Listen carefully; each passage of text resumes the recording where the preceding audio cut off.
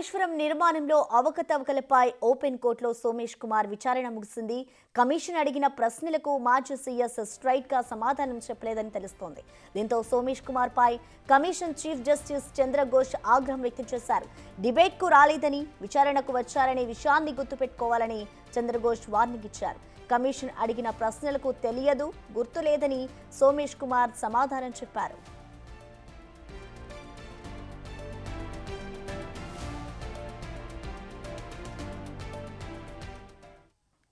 దీనికి సంబంధించిన complete updates ని మా ప్రతినిధి వెంకట్ అందిస్తారు. వెంకట్, చెప్పండి, అసలు కాళేశ్వరం విచారణకు సంబంధించి ఆ కోర్టులో విచారణ ఏ విధంగా జరిగింది, అసలు వాదనలు ఏ విధంగా ఉన్నాయి, అప్డేట్స్ ఏంటి?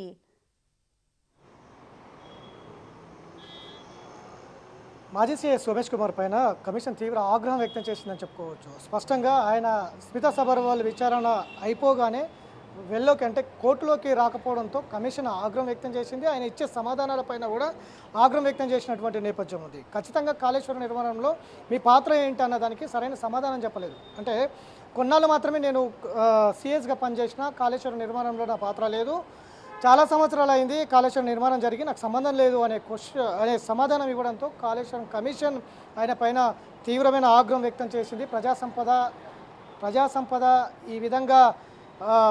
ఈ విధంగా లూటీ అవుతూ, అంటే ఈ విధంగా నష్టం జరుగుతుంటే ఒక ఐఏఎస్ అధికారి మీరు ఈ విధమైనటువంటి సమాధానాలు చెప్పడం సరైందా అంటూ కూడా క్వశ్చన్ చేసినటువంటి నేపథ్యం కూడా ఉంది. గతంలో కాళేశ్వరం నిర్మాణంలో నిబంధనలకు వ్యతిరేకంగా 3 బ్యారేజీలు నిర్మాణాలు ఏమైనా జరిగాయా అన్నదానికి కూడా గుర్తులేదు, నాకు సంబంధం లేదు అనే జవాబే కమిషన్ ముందు ఇచ్చినటువంటి నేపథ్యం ఉంది.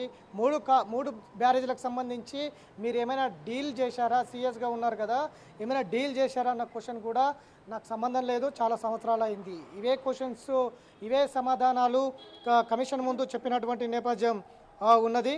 సీఎస్గా ఉండి నిర్ణయమైన అంటే ఏ నిర్ణయమైనా క్యాబినెట్, గత ప్రభుత్వం ఇచ్చినట్టు క్యాబినెట్ కావచ్చు, గత ముఖ్యమంత్రి కావచ్చు, ఆర్థిక శాఖ కావచ్చు, ఇటు ఇరిగేషన్ శాఖ కావచ్చు, ఇచ్చినటువంటి ఏదైతే ప్రణాళికలు ఉన్నాయో నిర్ణయాల మేరకే సీఎస్గా నేను స్వీకరించాను, ముందుకు వెళ్ళాను, ఆ మేరకే ముందుకు వెళ్ళాను అనేది ఆయన కమిషన్ ముందు చెప్పినటువంటి నేపథ్యం ఉంది. అంటే తప్ప ఒప్ప రైటా, అది ఏ విధమైనటువంటి ప్రణాళికలు, ఏ విధమైనటువంటి నిర్ణయాలని చూసుకోకుండా పై అధికారులు ఇచ్చిండ్రు, వీళ్ళు ముందుకు వెళ్ళిండ్రు, ఆ వెళ్ళిన ప్రకారమే ఆ నిర్ణయాల మేరకే కాళేశ్వరం నిర్మాణం జరిగిందనేది కమిషన్ ముందు చాలా స్పష్టంగా అర్థమవుతుంది. గతం నుంచి కూడా మనం ముందు నుంచి కూడా చెప్తూ ఉన్నాం, కింది స్థాయి అధికారుల నుంచి పై స్థాయి అధికారుల వరకు ఒకే ధోరణి. చాలామంది అధికారులందరూ కూడా గుర్తు లేదు, నాకు పరిధి కాదు, నాకు సంబంధం లేదు, మర్చిపోయాను, ఇవే అంశాలు గత ఇంజనీర్లు, ఎగ్జిక్యూటివ్ ఇంజనీర్ల నుంచి ఈఎన్సీ వరకు అదే ధోరణి అవలంబించారు. ఇప్పుడు ఐఏఎస్లు వచ్చేసరికి కూడా అదే ధోరణి అవలంబిస్తున్నటువంటి నేపథ్యం. తప్పించుకునే ప్రయత్నం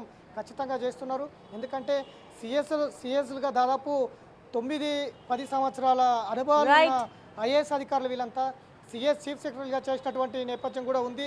కానీ ఒక ఐఏఎస్ అధికారు స్థానంలో ఉండి, ఒక సీఎస్ స్థానంలో ఉండి కాళేశ్వరం నిర్మాణం పైన గుర్తు లేదు అనడం ఇవాళ చర్చనీయాంశంగా మారుతుంది. కమిషన్ కూడా ఆగ్రహం వ్యక్తం చేస్తున్నటువంటి నేపథ్యం ఉంది. మొత్తం మీద కాళేశ్వరం కమిషన్ ముందు ఇవాళ 2 అధికారులు విచారణ ముగిసింది. స్మితా సబర్వాల్, ఇటు సోమేష్ కుమార్, రేపు కోదండరాంతో పాటు ఇటు రఘు, ఏదైతే కాళేశ్వరం ఎక్స్పర్ట్స్ ఉన్నారో, ఎన్జిఓస్, కాళేశ్వరం పైన అవగాహన ఉన్న నేతలు రేపు కమిషన్ ముందుకు వస్తున్నారు.